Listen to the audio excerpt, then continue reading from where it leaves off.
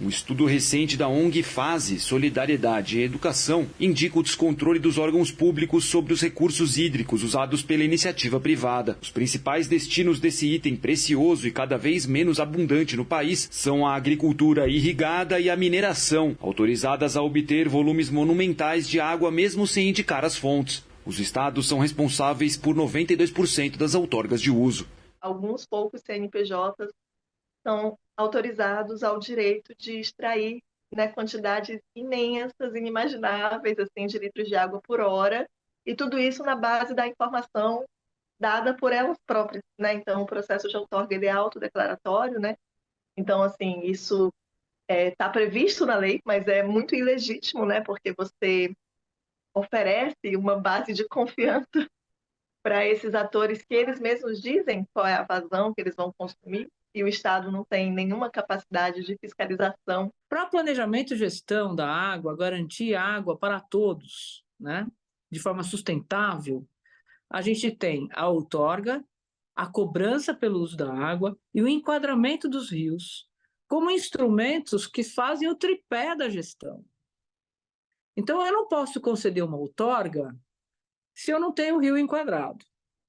E a outorga é de captação e uso da água e de lançamento também, né? Qual água que eu devolvo.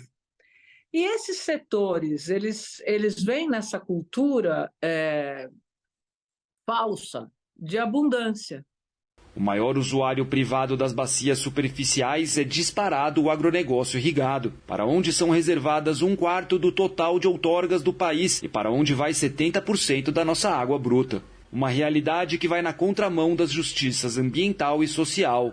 Tem até assentamentos de reforma agrária sendo, por exemplo, desapropriados de forma rápida, drástica, porque a instalação ali de uma área para a expansão do agronegócio irrigado é considerada de interesse público, né? Mas, assim, interesse público para quem, né? Como que incentivar uma atividade que destrói nosso patrimônio hídrico é interesse público, assim, né? E destrói de várias formas, né? Destrói pela captura intensiva, mas destrói porque lança caudas de agrotóxicos nas águas que todo mundo vai beber e todo mundo vai adoecer, né? O poder público precisa fazer com que o nosso agronegócio entenda que essa conta, a água é muito barata para o agronegócio. E é ele que exporta a nossa água, né? Isso não entra na conta da exportação. Na verdade, se eu fosse uma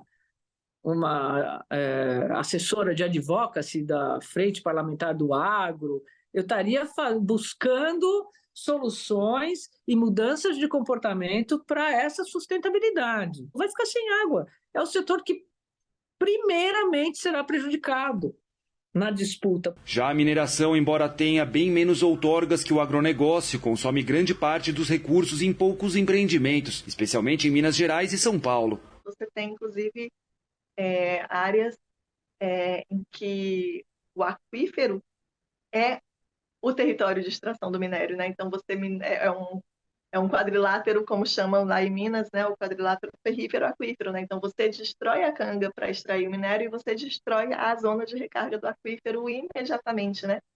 Então, eu acho que assim, né, eu acho que a gente tem essa realidade, assim, né, muito drástica. O Congresso Nacional ainda não aprovou um projeto de emenda constitucional que coloca o acesso à água como direito humano. Também não aprovou ainda a Lei Geral de Licenciamento Ambiental, que poderia considerar a outorga como um instrumento de gestão e controle da água. No próprio governo federal, o tema ainda estaria sob forte influência do Centrão, enfraquecendo as políticas públicas e mantendo a outorga como uma simples etapa burocrática. Nós temos, então, essa política pública de gerenciamento de recursos hídricos fragmentada, em um pedaço em cada ministério. Ministério de Integração e Desenvolvimento Regional com uma parte, Ministério das Cidades com outra parte, Ministério do Meio Ambiente com uma outra parte, lá numa Secretaria de Povos, Bananá e Água, né?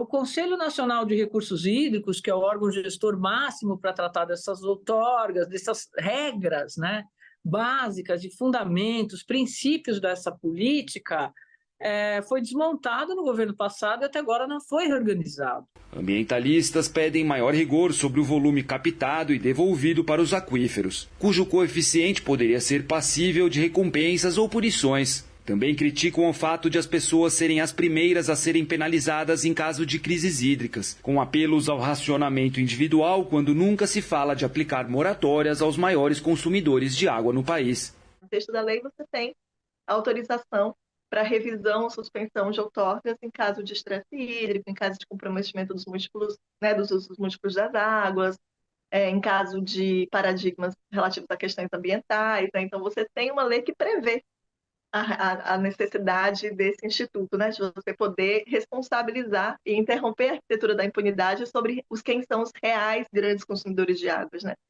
Mas na prática isso não existe, né?